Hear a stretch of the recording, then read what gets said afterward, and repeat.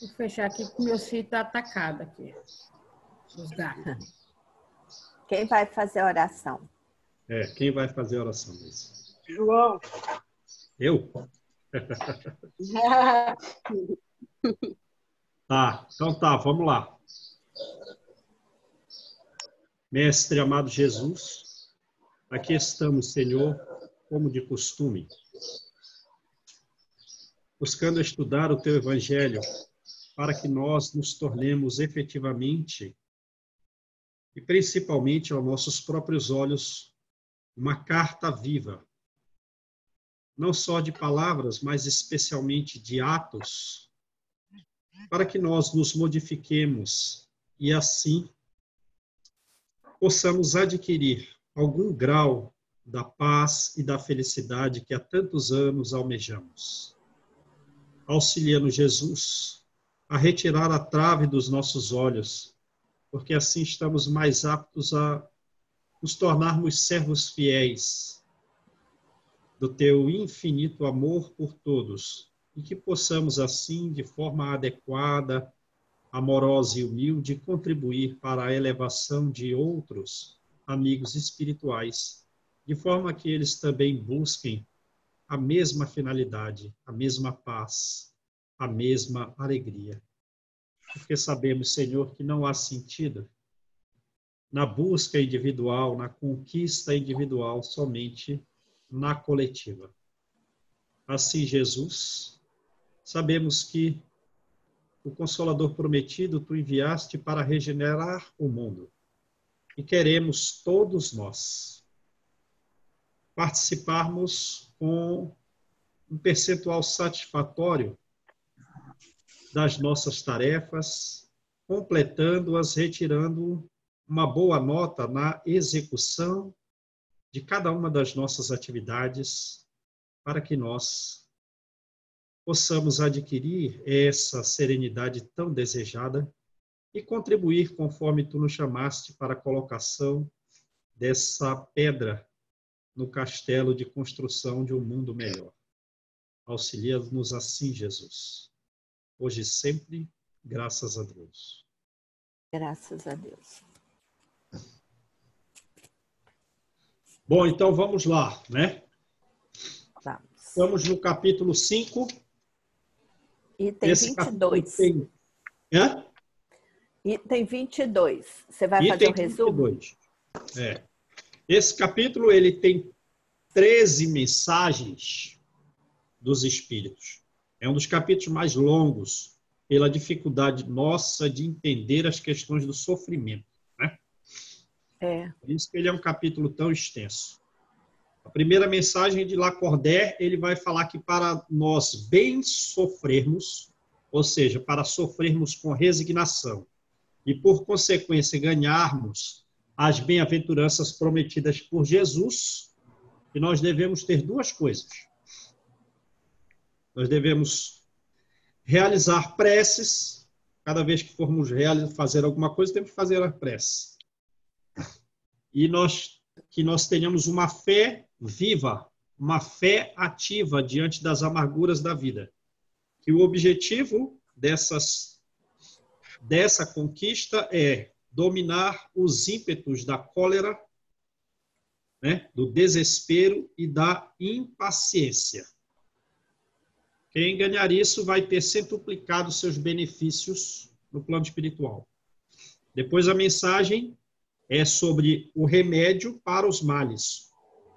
Né? É a mensagem de Santo Agostinho. Isso. Ele vai dizer que a Terra é um mundo de provas e de expiações, certo? E que aqui tem a dor. Mas de forma semelhante à mensagem anterior, ele vai dizer que o remédio para os nossos males é justamente a fé. Que essas provas que nós vivemos, nós as escolhemos. Né? Seja a prova da riqueza e do, digamos assim, do destaque social, para vencermos as tentações que daí se originam. E sejam as provas morais ou as provas físicas, com vínculo ou não a processo obsessivo, o remédio único ainda é a fé. É a fé ativa, a fé viva. Né? E que nós devemos levar uma vida que, mesmo que as provas, como fez com Jó, nos jogue num monturo de lixo, que nós bendigamos a Deus.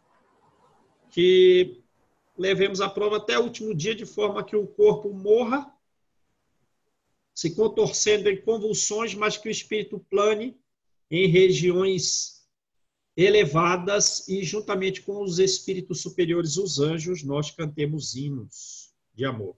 Essa foi a vida de Paulo, né? Essa foi a vida de Paulo. Paulo morreu assim, dessa forma. E também foi jogado no monturo de lixo como Jó, na cidade de Listra. A outra mensagem é a mensagem de François Nicolas Madeleine, que a felicidade não é deste mundo. Ele diz que todo mundo, nos multisséculos da vida, de todas as classes sociais, mesmo a pessoa que é jovem, rica ou poderosa, ela reclama da vida, ela chora, ela... Então, daí se tira duas verdades. A primeira, que está escrito no Eclesiastes, texto de Moisés, é que a felicidade não é deste mundo. A outra é que, então, não faz sentido invejar os ricos, né? E que se a Terra é um mundo, digamos assim, destinado a ser uma prisão, essa é a finalidade atual da Terra, está em transformação, está mudando. Existem outros mundos melhores, em que esses mundos, então, eles são mais felizes, já que a Terra tem essa destinação, né? E que a felicidade não faz parte desse estado atual da Terra. Outros mundos são mais felizes. Aí ele faz memória à mensagem de Santo Agostinho, do capítulo 3. Qual é o mundo? O mundo ainda é de carne. O homem ainda é de carne. Então ele sofre vicissitudes, né? Mas ele está mais calmo. Ele está mais calmo. É um mundo onde não tem ódio, não tem inveja. Todos creem em Deus, portanto, não tem ateus. Todos buscam se melhorar, né? Isso. Ora, mas a Terra, ela, apesar da destinação atual ser uma prisão, ela também progride. E nós temos, por consequência, o dever de fazê-la melhorar para as gerações futuras, de forma que a felicidade aqui exista, não seja uma palavra vã. E, para isso, a gente tem o dever de propagar o espiritismo, porque o espiritismo é que vai regenerar o mundo. E isso já começou, né? Talvez com o fenômeno de Hydesville, 1848. A próxima mensagem é perda de pessoas amadas, Samson, que a gente julga a justiça divina pela nossa justiça, pela nossa ideia do que é justiça. E reclamamos com Deus, achando injusto quando ele leva das nossas famílias uma pessoa ainda jovem, com 20 anos ou menos. Mas ele diz que é melhor a morte do que os desregramentos de uma vida, de cair pelas tentações e sofrer consequências, às vezes, de prazo muito longo, oriundo das tentações, né? E aí a gente está rico desses exemplos com André Luiz, né? Isso. Melhor que os nossos cresçam entre os espíritos, assumam uma posição de destaque entre os espíritos que entre os homens. Às vezes, a aquisição da riqueza leva a consequências muito graves. E ele diz também que essas pessoas amadas nossas, mesmo jovens que partiram, eles estão à nossa volta.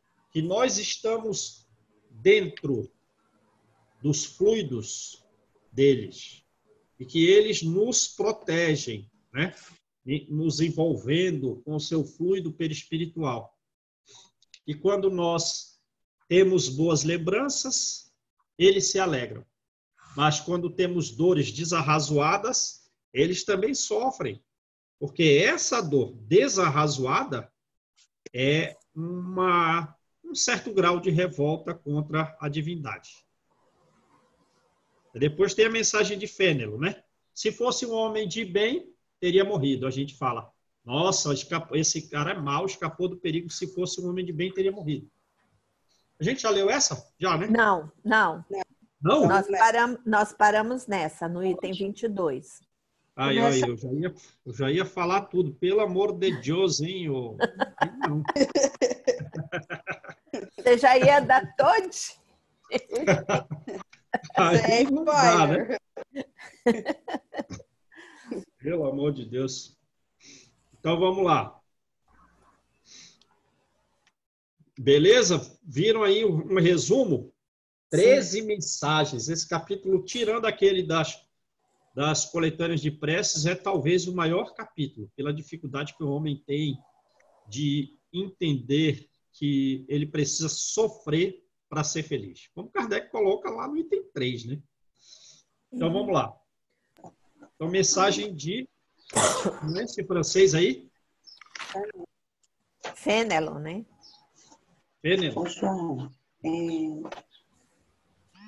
Depois eu vou jogar esses nomes no Google Tradutor. E como que ele fala? Eu vou perguntar para minha filha. Pergunta, Malu. Aí depois você fala para a gente. Como é que... Porque tem todo um esquema, é igual no inglês, né? As letras, tudo tem um som diferente. Tem um som diferente.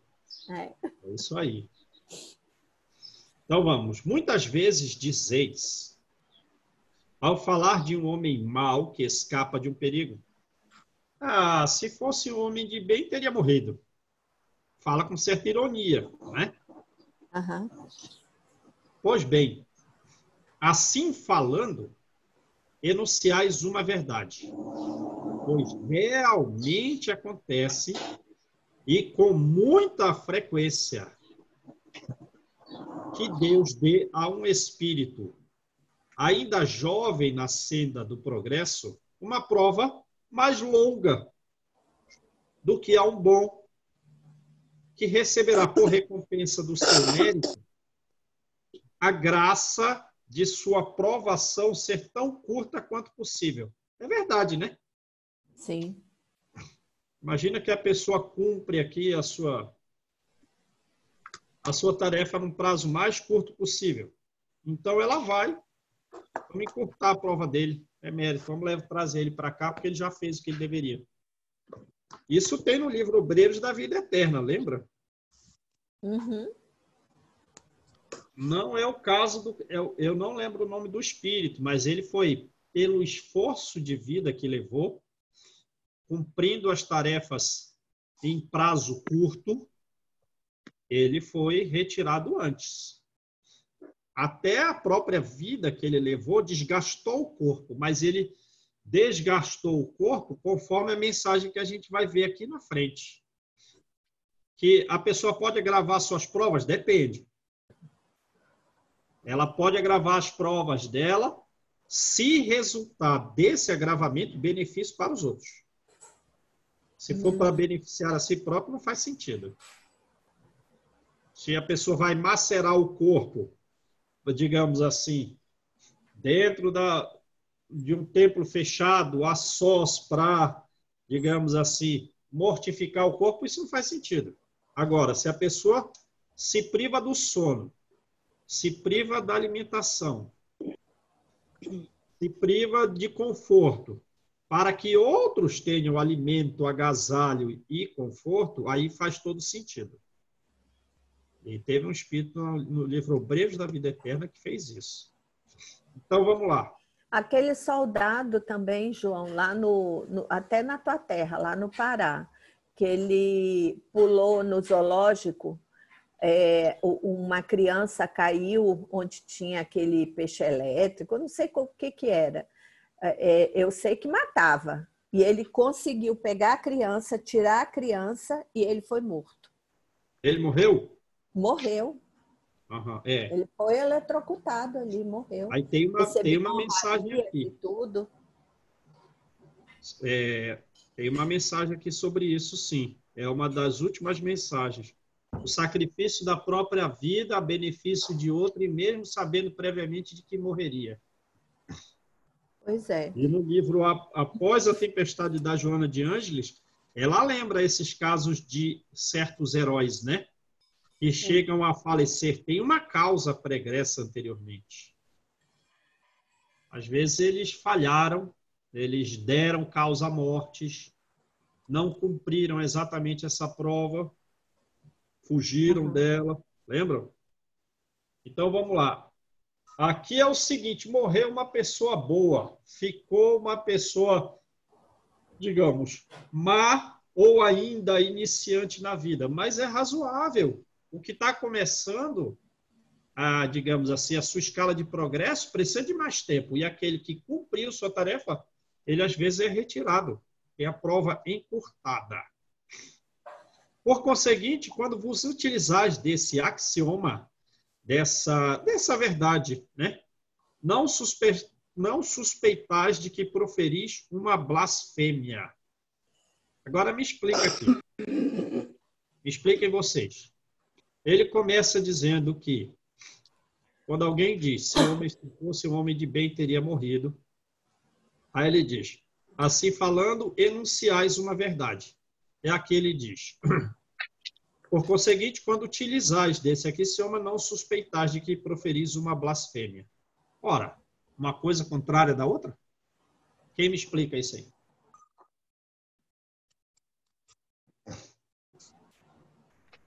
Não entendi, João, sua pergunta. Hã? Não Como é entendi que sua é? pergunta. Ele diz assim, ó, que quando a gente diz, se fosse um homem de bem, teria morrido. Muitas vezes as pessoas dizem isso, certo? Certo. O que ele diz? Que a gente enuncia uma verdade, porque isso é feito. Sim. Isso é uma verdade. Agora ele diz aqui, ó, por conseguinte, quando vos utilizais daquele axioma, desse mesmo axioma, se fosse um homem de bem, teria morrido. Aí Não você... suspeitais que proferis uma blasfêmia, porque o de bem já cumpriu grande Mas por que parte está falando que a gente enuncia uma verdade e simultaneamente diz uma blasfêmia? Da mesma coisa, da mesma fala. Como que eu posso explanar a verdade e ser blasfemo simultaneamente? Ixi. Vai nessa, Rô. Eu passo para os universitários aí. Tentando aqui, mas estou passando também. Eu acho que a gente tem essa blasfêmia porque é o que o nosso espírito ainda está vivendo, né, João? Então ele quer entender a verdade, né? Ele entende a verdade, mas ao mesmo tempo ele tem os fluidos passado negativo que acabam o espírito fazendo a própria blasfêmia pelo próprio passado, que ele não sabe. A gente não tem o conhecimento, né? A gente ainda não adquiriu aquele conhecimento, né? De que aquilo dali, tá, seria uma blasfêmia a gente ficar falando isso. Mas se é verdade, como pode ser blasfêmia? Acho que o fato da gente falar, a gente está julgando, né? Você já está colocando uma outra carga. Nossa, se fosse um homem de bem, tinha morrido. A gente já está colocando assim uma carga negativa na situação. Julgando. É por aí. Julgando, porque todo jeito... É o julgamento. Porque todo jeito isso aí seria... E julgar, nós estaríamos julgando os desígnios de Deus também, né? Nesse caso. Então... É porque a gente fala isso com ironia. Exatamente. Você falou no início. Que é uma ironia. A gente fala essa verdade sem crer que é uma verdade. E diz isso de forma irônica. Eu não sei, mas se fosse um homem de bem, teria morrido. Mas esse aí que já deveria ter ido, fica aqui perturbando. Então, a gente fala julgando que o outro está ali só te incomodando, né? O que ficou, no caso. Se fosse com ironia. Mal, né? Fala isso de forma irônica. Expressando uma verdade sem saber que é verdade. Então, vamos lá. Aí vai explicar. Ó. Se morre um homem de bem, vizinho de um malvado, logo dizeis, antes fosse esse. Podia levar esse. Você fala muito hoje. Falado muito hoje que eu tive na televisão, quando as pessoas tão triste com alguém, a primeira coisa que diz, já foi tarde, já devia ter ido. A primeira coisa que fala. Se fala muito hoje por causa das crises, né? Então aguenta os políticos aí. Porque não são homens de bem, tem que ficar. Então, e eu fico aqui, eu digo, queria ver se fosse o filho desse, se fosse. Eu mesmo falo, aí, ó, o julgamento. Não aguenta, né? E ainda com resignação. Ó, se fosse um homem de bem, vizinho de um malvado, logo dizeis, antes fosse este malvado. Cometeis um grande erro, porque aquele que parte concluiu a sua tarefa. E o que fica, talvez não haja começado a sua. Nem começou. Está fazendo tudo ao contrário, adquirindo mais dívida. Então tem que ficar. Porque então querereis que o mal não tivesse tempo para terminá-la, se nem começou ainda, e que o outro que terminou permaneça preso à gleba terrestre. Que direis de um prisioneiro que tivesse cumprido a pena e que fosse retido na prisão? Não ganha liberdade, fica retido. Enquanto se restituísse a liberdade a quem não tinha esse direito. Injustiça, diríamos. Ficai sabendo, pois, que a verdadeira liberdade para o espírito consiste no rompimento dos laços que o prendem ao corpo. E que, enquanto vos achardes na terra, estareis em cativeiro. Estamos na prisão. Então a gente tem que trabalhar bastante, mas tem que ser de uma forma tão intensa, mas não pode ser angustiada, diferente. E Deus vai abreviar. Em vez de eu morrer com 80, de repente eu morro com 78, 79. Para ganhar um ano de abreviatura é difícil demais, né? Então, João, é um negócio que a gente não se acostuma ainda, pelo menos falo por mim, é saber que a verdadeira vida é espiritual, né? Então, quando você fala assim, não é melhor ficar o bom, é que o bom, teoricamente, estaria aproveitando mais a vida e incomodando menos os outros, né? Mas, na realidade, é o contrário, ele volta porque aqui é uma prisão. Só que a gente, pelo menos eu tenho dificuldade ainda, assim, a gente sabe, mas você, no primeiro momento, você acha que aqui é melhor do que do outro lado. Nem pensar. Só de observar o coração azul todo dia na oração de da colônia Nosso Lar. Verdade. Só de observar as preces da Ismália ou qualquer outra do grau evolutivo dela, em que ela não fala mais da região da garganta dela, derrama sobre nós flores que nos elevam a um estado de êxtase espiritual, lá é muito melhor. Não vou nem narrar do ministro Sanzio. Outros espíritos, do Alexandre, do Calderaro, lá é muito melhor que aqui. Não só o ambiente, como também as qualidades dos perispíritos, que parece um mundo maravilhoso, um mundo de fadas, um mundo elevado. E aqui, ganha liberdade quem cumpriu a sua prova, né? Quem cumpriu sua tarefa. E aí e a gente não entende, e a gente não entende isso, né? Agora mesmo, quantas pessoas estão partindo e tudo, né? E estão partindo, tem pessoas novíssimas, né? Teve um garoto, até indígena, de 17 anos, né? Aí a gente fica assim, nossa, 17 anos, tinha uma vida pela frente, né?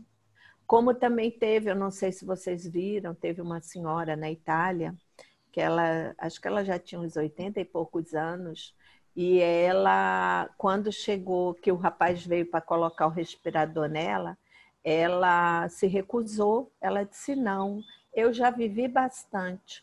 Aí tinha um rapaz novinho do lado dela, ela mandou colocar no rapaz, e ela faleceu. Tá? E que ela disse assim, eu já vivi bastante, fui muito feliz, sabe? Então, assim, você vê o desprendimento da pessoa de chegar... Não, ela morrer, né, com falta de ar e tudo, e mandar colocar no outro. Que Sem medo espírito da morte. elevado, hein? Sem medo. Sem medo da morte. Totalmente. Então, percebe? Você vai para um local em que o rio tem um brilho como essa luz aqui atrás de mim, é azulado com brilhante, em que as flores têm de várias cores, vários tamanhos, são também brilhantes. Pelo amor de Deus. Que a gente nunca viu aqui na Terra, né? Nunca viu. Nunca viu. Os animais são mais belos, besouros brancos cheirosos, enfim, flores de várias cores, flores luminosas. Então vamos lá. Habituai-vos a não censurar o que não podeis compreender e crede que Deus é justo em todas as coisas. Muitas vezes o que parece um mal é um bem. Vossas faculdades, no entanto, são tão limitadas, mas tão limitadas, que o conjunto do grande todo escapa aos vossos sentidos obtusos, vossos sentidos toscos, tapados. Né? Nós somos cegos, disse o prefácio do Evangelho. Esforçai-vos por sair pelo pensamento da vossa acanhada esfera, e à medida que vos elevardes pelo pensamento, saindo da acanhada esfera, diminuirá para vós a importância da vida material. Esta, então, vos parecerá a vida material como um simples incidente, uma circunstância mínima. No curso infinito da vossa existência espiritual, única existência verdadeira. Fenelon. Viu, Malu? Pergunta aí para tua filha. Fenelon? Vou perguntar dela. Porque então, no português ia falar Fenelon, né? Tá acento aí. Então vamos lá. Os tormentos voluntários. Já viu, né? É o que, aonde Nós mesmos escolhemos. Aonde que a gente está procurando a felicidade, ela vai nos escapar. Uhum. E poderíamos gozar de uma felicidade relativa se não procurássemos no materialismo, nos gozos do corpo. É essa a mensagem. Fenelon. Então vamos lá. O homem vive incessantemente em busca da felicidade que lhe escapa a todo instante, porque a felicidade sem mescla, sem mancha, não existe na Terra. É a própria verdade lá do Eclesiastes, da mensagem de François Nicolas Madeleine, né? A terceira mensagem que a gente leu aqui. A felicidade não é deste mundo. Entretanto, apesar das vicissitudes, dos reveses da vida, das mudanças, das contrariedades, que formam o cortejo inevitável da vida terrena, poderia ele, o homem e a mulher, pelo menos gozar de relativa felicidade. Relativa, uma felicidade mediana. Algum grau melhor do que a situação atual. Se não a procurasse nas coisas perecíveis e sujeitas às mesmas vicissitudes. Isto é, se não procurasse a felicidade nos gozos materiais, em vez de procurá-la nos prazeres da alma, que são os prazeres da alma? Um gozo antecipado das alegrias celestes imperecíveis. Em vez de procurar a paz do coração, única felicidade real neste mundo, o homem e a mulher se mostram ávidos. Ávido, um interesse imenso de tudo que pode perturbar, de tudo que pode agitar. E coisa curiosa, o homem e a mulher parecem criar para si, de forma proposital, todos os tormentos que está nas suas mãos evitar. Pelo amor de Deus, hein? Haverá maiores tormentos do que os causados pela inveja, pelo ciúme? Para o invejoso e o ciumento, não há repouso. Estão perpetuamente febris. O que não tem e os outros possuem lhe causam insônias. Os sucessos dos rivais lhes dão vertigem. São movidos apenas pela vontade de sobrepujar seus vizinhos, de ultrapassá-los, de excedê-los. Toda a sua alegria consiste em excitar nos insensatos como eles a raiva e o ciúme que os devora. Pobres insensatos, com efeito, não pensam que amanhã, talvez, terão de deixar todas essas futilidades, cuja cobiça lhes envenena a vida. Certamente, não é a eles que se aplicam essas palavras, bem-aventurados os aflitos, porque serão consolados, já que as suas preocupações não são aquelas que têm no céu as suas compensações. Quantos tormentos, ao contrário, consegue evitar aquele que sabe contentar-se com o que tem, que vê sem inveja o que não possui, que não procura parecer mais do que é. Esse é sempre rico, porque se olha para baixo de si, e não para cima, vê sempre criaturas que têm menos do que ele. É calmo, porque não cria para si necessidades quiméricas, utópicas, fantásticas. E a calma, em meio à tempestade da vida, já não será uma felicidade? Sim. Entendeu? Com certeza. Então, vemos aí duas mensagens de Fenelon, né? Sim. Agora a mensagem de Delfim de Girardin. É isso, Malu? Deve ser. Delfim para mim, Girardim.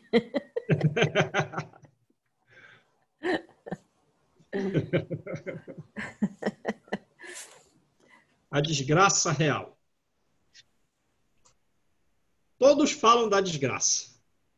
Todos já a experimentaram, a desgraça. E acreditam conhecer a desgraça nos seus múltiplos caracteres. Venho dizer-vos que quase todo mundo se engana e que a desgraça real não é, mas não é, absolutamente não é. O que os homens, ou seja, os infelizes, supõem. Eles veem a desgraça na miséria.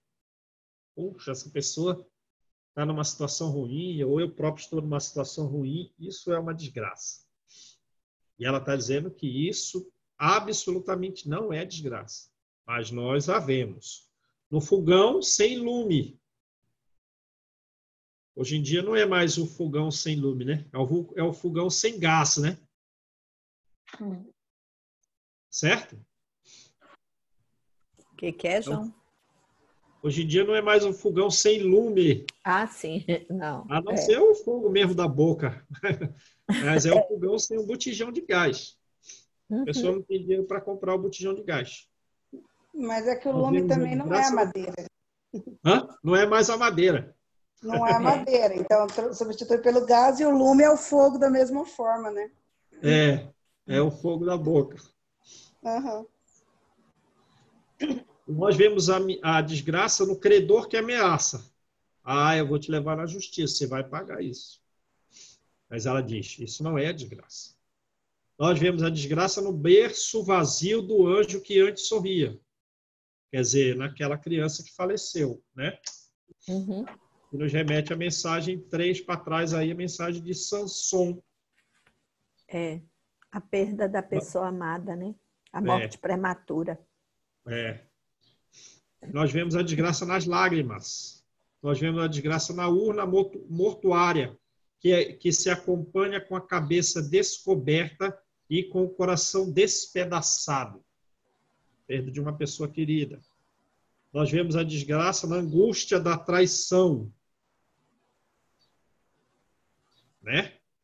Quando a gente é traído, o cônjuge nos traiu, isso é uma desgraça. Lembra do livro Nos Domínios da Mediunidade? Aquela mulher, na casa dela, ela recebia a visita do espírito da amante. Lembram? Sim. Sim. E quanto ela mais pensava naquela amante de forma odiosa, mais o espírito adquiria vitalidade. A ponto dela ser quase visível. Lembram disso? Porque a outra endereçava a ela pensamentos de ódio. E logo, o que acontecia com ela? Ela entrava nos processos de debilidade psicológica e física. Porque ela estava digladiando com a amante. Lembram? Uhum. O próprio espírito da amante também influenciou o marido dela e o levou a sair de casa. Aí vamos levá-la à realidade. Vamos. Os espíritos chegam, levam ela e vão lá onde ele está com a amante, num bar, bebendo, um monte de espíritos inferiores. E, digamos, no primeiro momento ela se choca, né? Lembram?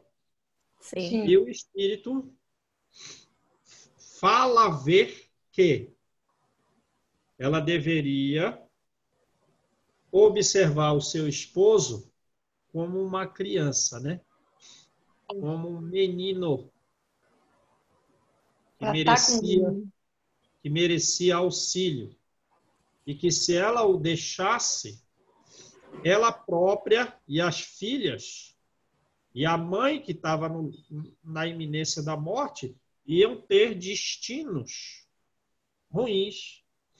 E, digamos assim, que ela então lutasse pela família de uma forma sábia. E não visse na traição, na angústia da traição, uma desgraça real. Porque a desgraça real, no caso dela, estaria mais nas consequências que viriam da separação. Lembram disso? Sim. É óbvio uma que, cruz pesada, né? É óbvio que, às vezes, em alguns outros casos, né, a coisa fica mais complicada. Talvez seja razoável separar. Mas tem um prazo aí que você tem que fazer a pessoa escolher, né? Então, vemos a desgraça no... Não é por acaso que está ali, né? Teve família, está ali. É um compromisso, né? De cuidar como filho, porque é uma maneira talvez mais leve de cumprir o passado, né? Resgatar um passado ali, passando dificuldade e tratando bem aquele esposo, né? E se a gente está vivendo essa prova, o que foi que a gente fez em vida pregressa? Pois é, a gente não sabe, né? O véu do esquecimento nos foi colocado, graças a Deus. E às vezes a dívida é 1/100º do equívoco praticado. Lembra da mensagem anterior aí? Então vamos lá. Então vem a desgraça no desnudamento do orgulho, que desejava o orgulho vestir-se de púrpura e mal oculta sua nudez sobre os andrajos da vaidade, sobre os farrapos da vaidade. A tudo isso e muitas coisas mais dá-se o nome de desgraça na linguagem humana. Sim, é desgraça para os que só veem o presente. A verdadeira desgraça, porém, está nas consequências de um fato mais do que no próprio fato. Deu para entender? Sim. Por exemplo, a gente está chamando a pandemia de uma desgraça. Ou tem muita gente que fala por aí, parece uma criatura do tempo mitológico. Isso é o ódio de Deus. Pelo amor de Deus. A gente já saiu da religião politeísta, no grego, né? Mas a pessoa vendo o fato da pandemia, não tem um raciocínio de esperar quais serão as consequências da pandemia para poder analisar se é desgraça ou não pelas consequências do fato e não pela própria pandemia em si. Então, beleza. Então, ela está falando para a gente analisar pelas consequências e não pelo fato. Imagina o seguinte, eu nunca joguei na Mega Sena, mas vai que eu jogo. Vou amanhã e jogo, pá. E eu ganho. Pelo amor de Deus. Pelo amor de Deus, isso ia me dar uma imensa preocupação na vida. E eu ia ter que dar um fim nesse dinheiro, rápido. Porque um fato que aconteceu, que parece legal, pode ter consequências gravíssimas. Devo entender a coisa? Aham. Pode me levar 1 milênio de dor. Verdade. É isso que ela está falando. Então, vamos lá. Dizeis que Dizei-me. Então, ela vai fazer uma pergunta. Dizei-me se o acontecimento mais feliz do momento, mas que acarreta consequências funestas, não é realmente mais desditoso que outro que, a princípio, causa uma viva contrariedade e acaba produzindo bem. Dizei-me se a tempestade imensa que vos arranca as árvores, mas que saneia o ar, dissipando os miasmas insalubres que causariam a morte, não é antes uma felicidade do que uma infelicidade. Vê uma tempestade aí gigantesca, derrama muitas árvores, mas retira daquelas diversas cidades miasmas deletérios que levariam pessoas a praticar assassinatos, a praticar roubos, a fazer coisas indevidas, enfim, para ter uma sintonia maior com as sombras. E também que, desse efeito, as próprias doenças nossas fossem agravadas. Então, a gente olha a tempestade aí, a gente já tem noção de que elas são dissipadoras de miasmas insalubres, que levam o homem a agir de forma contrária à lei de Deus e que trazem agravamento das nossas próprias doenças. A gente até vê isso nessa pandemia, né? Se a gente conseguir olhar com outros olhos, a natureza em si está agradecendo todo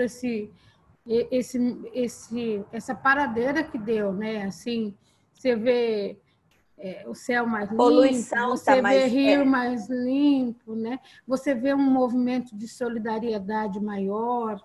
Você está vendo agora, entre aspas, aqui no Brasil, a importância do SUS, que todo mundo só servia para... A importância do quê, Deise? Do SUS. Ah, do SUS, do sim. SUS. Que antigamente ninguém falava. O SUS era um lugar que muitas vezes era desvio de verba, e hoje a gente vê a importância. Então, quer dizer, se o povo está mais solidário, né? A morte ficou para todos, ela nivelou, a morte em si, ela nivelou.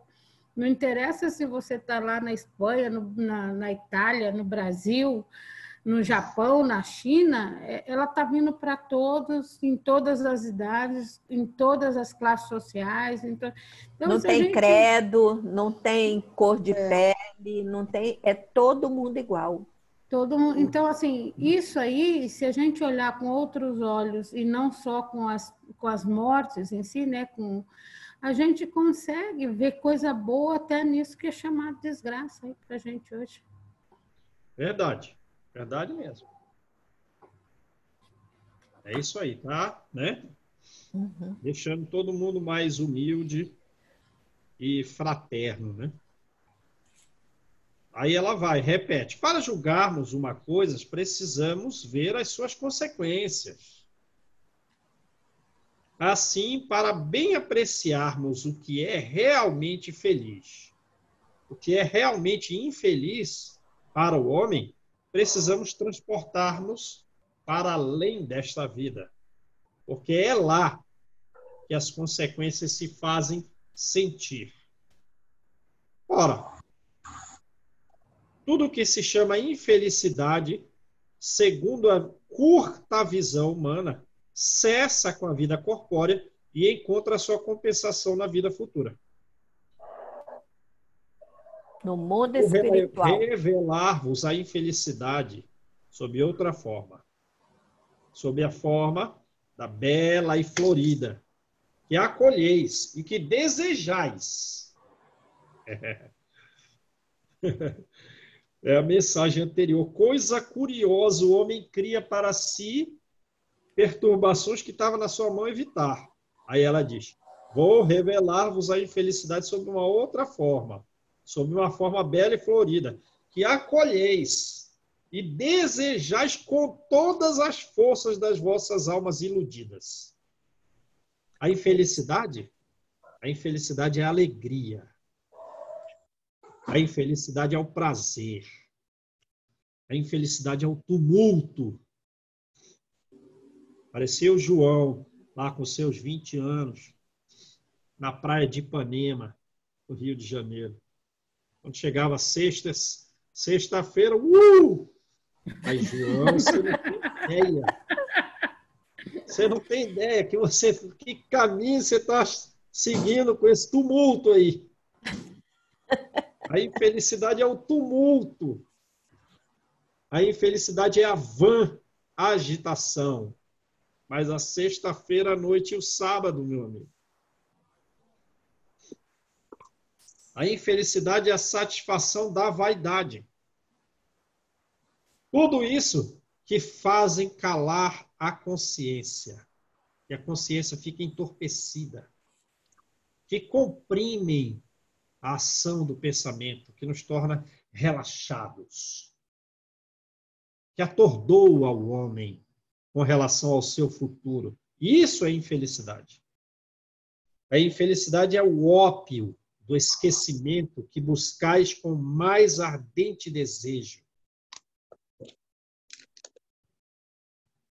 João, mas esse episódio que acontece na juventude, ele, claro que nada é permitido sem a vontade de Deus, né? Nada acontece.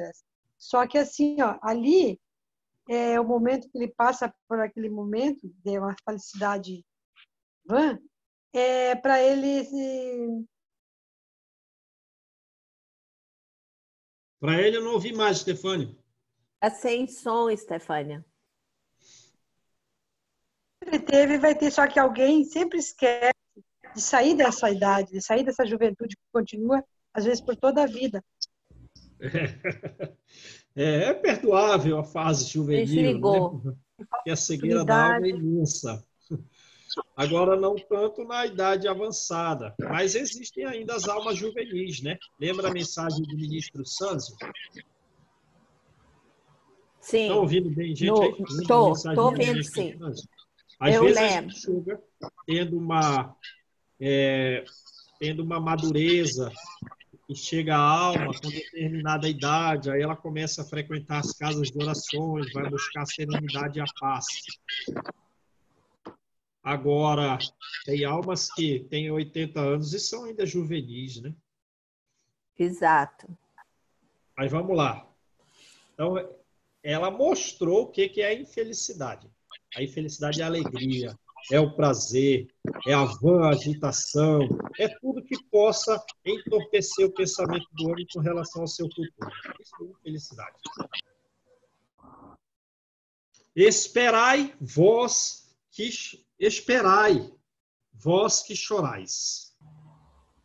Tremei, vós que rides, pois o vosso corpo está satisfeito. A Deus não se engana, não se foge ao destino.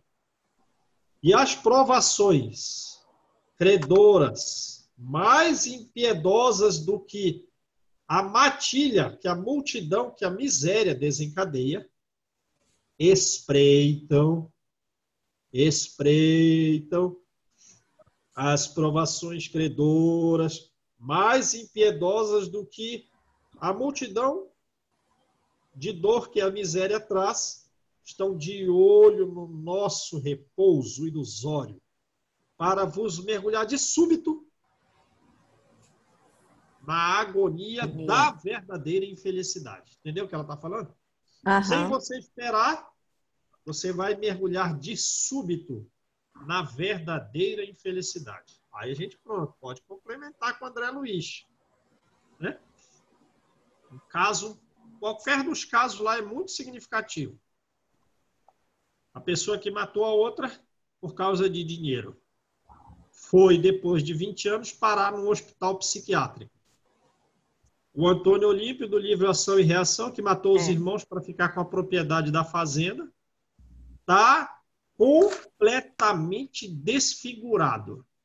Sofreu horrendamente nas cavernas de regiões dentro da Terra sem ver nem a luz solar. Lembram? Sim.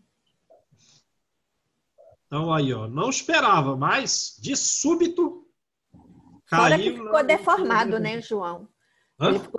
Fora que ele ficou todo deformado, né? De tanto que os irmãos bateram nele. E depois jogaram na...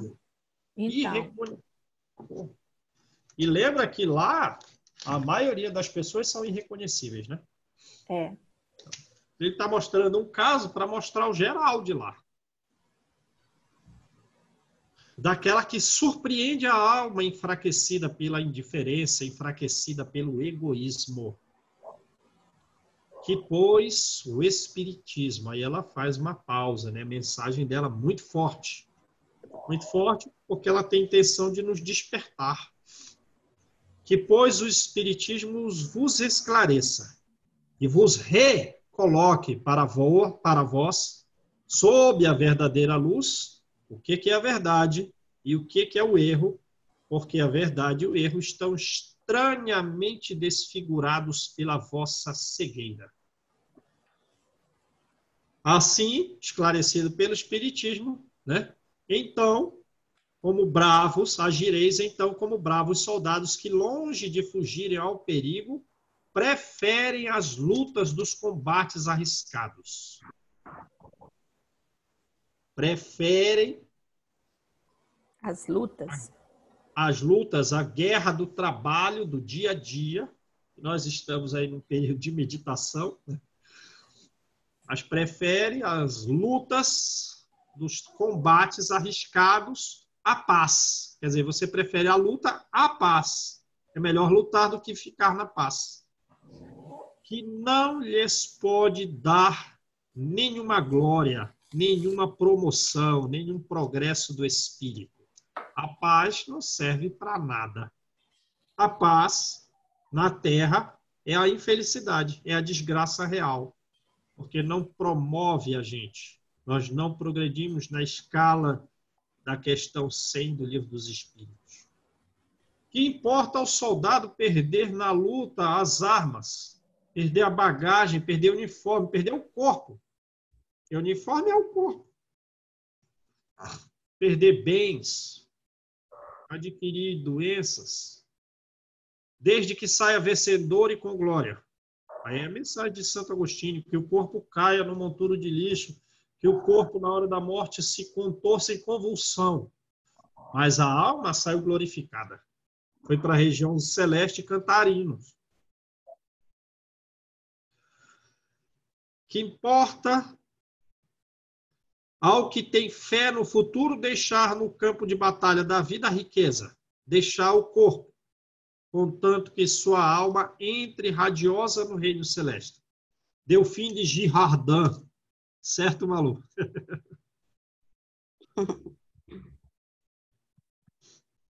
Vamos ficar aí, né, gente? Meditando sobre a desgraça real. A desgraça real é a cor da tarde.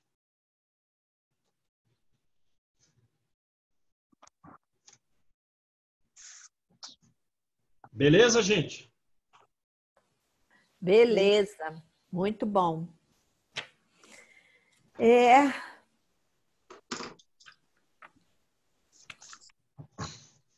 Esse capítulo é importantíssimo, né? ele é bem longo, né, João? Bem Acho que longo. eu acho que é um dos mais longos, né? Capítulo de 13 mensagens. E que também Allan Kardec, né, faz o apanhado. É justo o nosso sofrimento? É justo. Onde estão as causas? Ah, nessa vida ou na passada. Por que eu não me lembro dela? É que é bom esquecer. Ah, e o que mais? Ah, tem que agir com resignação. Porque senão você acaba se suicidando ou ficando louco. Esse textinho resume toda a parte que Kardec escreveu, sem ser as instruções dos espíritos. É justo sofrer, as causas estão nesta vida na maioria, ou na vida anterior. É razoável que não nos lembremos, porque a lembrança desgringolaria nossas relações sociais, né? E que devamos estar, por consequência, resignados diante da dor.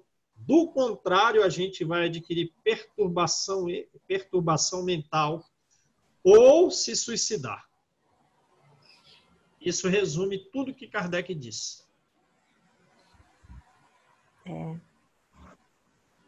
Beleza, gente? Beleza. Então vamos lá, quem faz a oração? E vamos refletir então sobre o que é a desgraça real durante o dia de hoje, né? Eita, é tanta coisa, João. É,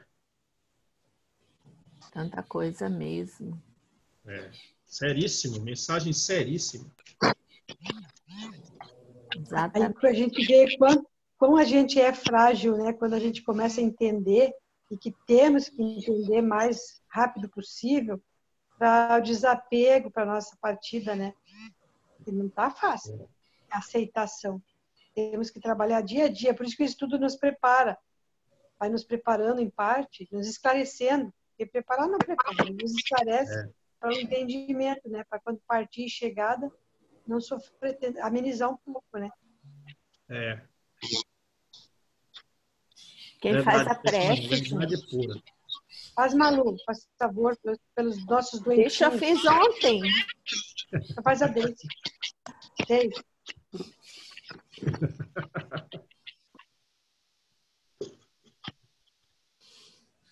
Senhor Jesus, diante de tantos ensinamentos, Senhor, dá-nos a sabedoria para colocá-los em prática, para podermos entender, Senhor, que aquilo que nós passamos, aquilo que julgamos ser tão difícil, é simplesmente o aprendizado de amanhã. Mas nós lhe pedimos, Senhor, que vá até aqueles nossos irmãozinhos que ainda não foram esclarecidos por esse Consolador prometido, que estão tão angustiados pelas mortes, Senhor, a cada vez que temos conhecimento. Auxilie, Senhor, os nossos enfermeiros, os nossos médicos, os profissionais, Senhor, que estão na linha de frente desta pandemia. Dai a sabedoria, o conhecimento e, principalmente, Senhor, que não sejam apenas números, e sim almas queridas que retornam ao Pai. Senhor, ajude-nos, Senhor, durante os dias que ainda virão. Diante desta pandemia, os problemas agora econômicos, tanta gente, Senhor, com fome, crianças, Senhor, que ficaram sem seus pais, filhos que ficaram sem seus pais de todas as idades, que eles possam entender um pouquinho, Senhor, dos seus desígnios.